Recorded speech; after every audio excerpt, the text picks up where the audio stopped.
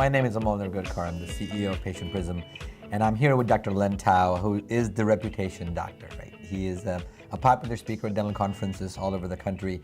I've listened to him speak, and he's absolutely eloquent, and has an amazing podcast called the Raving Patients podcast. And he talks about how to create raving patients by building an online reputation, right? And you do build an online reputation through great reviews, right? So here we've been talking about all kinds of ways to get reviews and avoid bad reviews, get good reviews. So what are the do's and don'ts for online reviews? What are the best practices to get one and not to do? What do you not do as well? So there's a lot more don'ts than do's, but you obviously do. You want to ask patients, as we talked about. Wonderful. You want to ask happy patients. So you don't want to, number one, you don't want to have a review kiosk.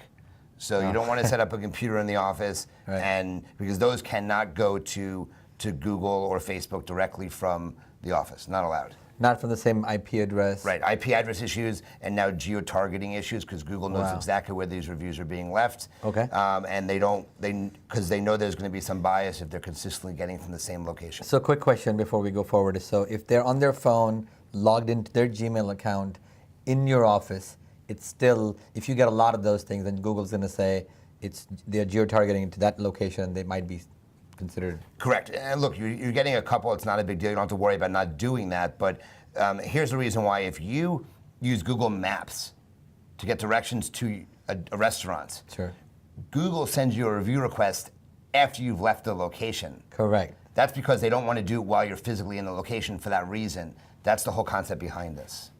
Oh, very interesting. What about, so do's is ask them for reviews.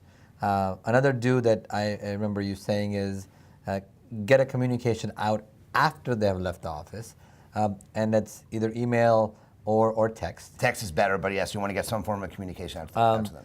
And then what are some of the so don'ts is like don't set up review kiosks, don't get them to do it all from the office. Right, don't pay your patients. No incentivizing in any way, shape, or form. Right. So people always say, what about Yelp reviews? Right. So for Yelp, the very best way to get a Yelp review is to set up what's called a check-in offer. So when you set up a check-in offer, you're allowed to incentivize for that. Okay. So for example, check in on Yelp, receive $10 Starbucks gift card. So that they will show you. They will show you a check-in. They check in your office. Sure. What Yelp does then at the end of the day, after you've left, they send them a review request of their own, just like on Google Maps. When people do a review that way, that is a legitimate Yelp review that will stick more than likely any other way that you have attempted to get a Yelp review before. One of the things you said earlier segment was don't respond to bad reviews publicly. And that's one of the big no-nos, right? I don't think you should respond publicly until you've gone to every other avenue, which is contact the patient offline, email them, do everything offline. You still want to try to get it taken down some way, but I don't like the responding publicly and get into a war of words with somebody in a public manner, because that's hard to get down once it's taken care of. It also validates the review if you're getting into a war. So I like to take it offline first, try to fix the problem. Patients more than likely will take the review down once they've realized that you've at least attempted to fix it and addressed it. So I don't like the public acknowledgement until you've gone to other resources. Other resources, and not just get into this verbal duel with the patient. Which happens a lot. I have examples, and that's what I bring real life stuff to the seminars I give, and I show literally, I have a book full of stuff I pull out every time I see it. You don't want to sue a patient either.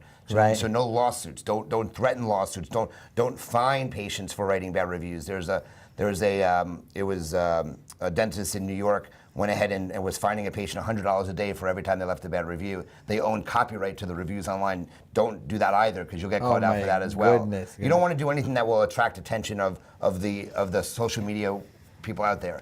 You get bad stuff online, I bet you, that way. One thing you did mention earlier was, as far as the do's go, is taking that review and repurposing it into different platforms. Talk about that a little bit. So you definitely want to spread it out. You want to put them on your website so people can see it. And what I mean by that is you don't want your webmaster to literally take a review and copy it back on your website. There's no credibility to that. There's widgets that we allow patients or we allow websites to use that have Google logos in them. So you want to show, hey, this is from Google, so it's on your website. That has a lot more credibility than anything retyped by a webmaster.